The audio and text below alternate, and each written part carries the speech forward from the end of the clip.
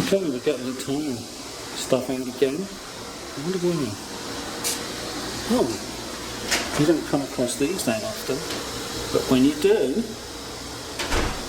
right, you have to take it off. We'll have to see how much damage is in there. I can see a little bit here, but yeah, nasty. Right, we'll get that off. See what's going on. Yeah, okay, let's see if we can get this out.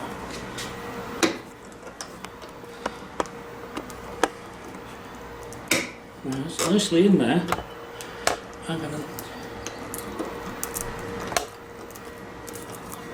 It feels like it went in pretty straight, really. It just kind of bent over a bit.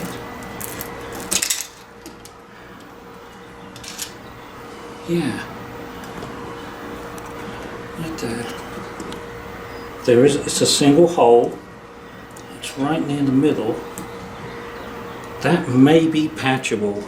We'll have to have a look inside to what the damage is like inside. Right, so we're all set up ready. Got the drop center tools in. Got the tool on. We're going to go in and hook the tire. Oh. Thank you. Yep.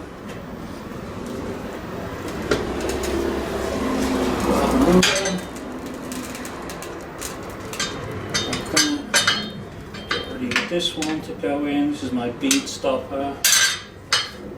Right, so I'm going to lift that and then start pulling it towards you. Hang on, get that in. Okay. Yep.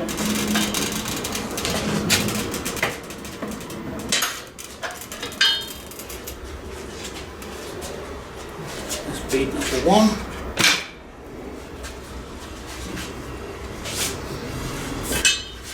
Excellent. Set off two. Right, so I've hooked the other side. This one I want to keep up. I'm going to push that down. Get my, where did I put it? Put the bead stopper in again. Right, and start going that way.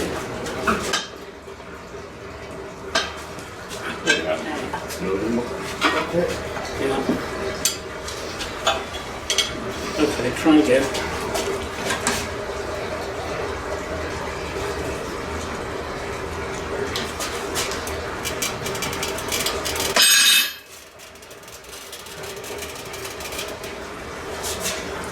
Go. It's off. Magic. Okay, so the result is not good looking. These are the beads on the inside. The steel belts, rather. And it's a long line, so it's not a circular hole. I really don't think that's going to be savable, unfortunately. I could drill a hole, but they're still going to have these slits on the side of it, so I think it will leak. We're just going to have to bite the bullet and get a new tire. Okay, so Wally World, here we come. Okay.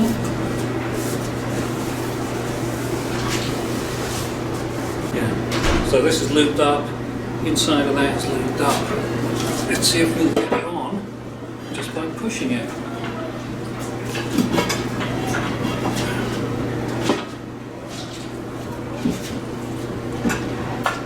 Walk it on if it's going to go. It might go. So close. There we go. So we're going to start here. If you lift it up just a little, lift it up like that, and then just start drawing that way. I'll pull this up over like that. Okay. Yep. Go for it. And then we'll get to a tight spot where I'm going to pull this out.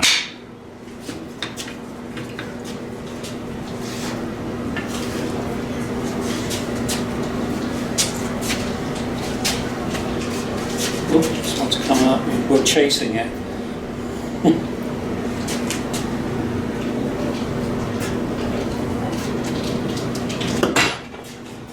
Ta-da!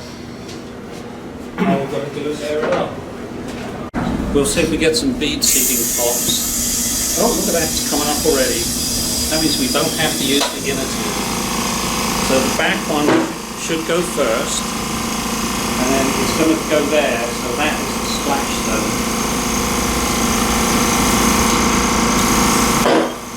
Wow, that was easy.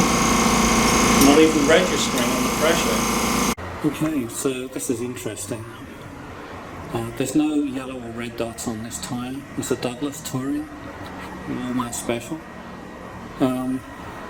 As you can see, I've got the green line here. It's just going up and below on where the valve is.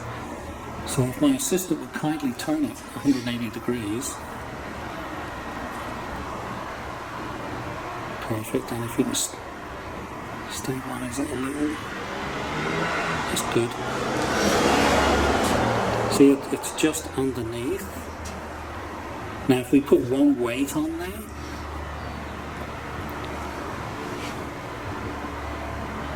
now you can see it's sort of going up and down over the tread. If I slow that down just a little. Yeah, so now it's doing the same as it was the other side. So that's a 1/4 ounce weight. But when you're around the other side, it's now underneath. So I think we're going to put this on with no weights on it, and that's going to work. I don't have a 1/8 of an ounce weight to put there, so this is good. Perfect time, these Douglases. So that's it. Another successful tyre install. Unfortunately, we couldn't fix the puncture on the other tyre, but at least this one was easy to put on. And being a 15-inch, yeah, it is easier. Steel rim, easier. No TPMS, easier. Great.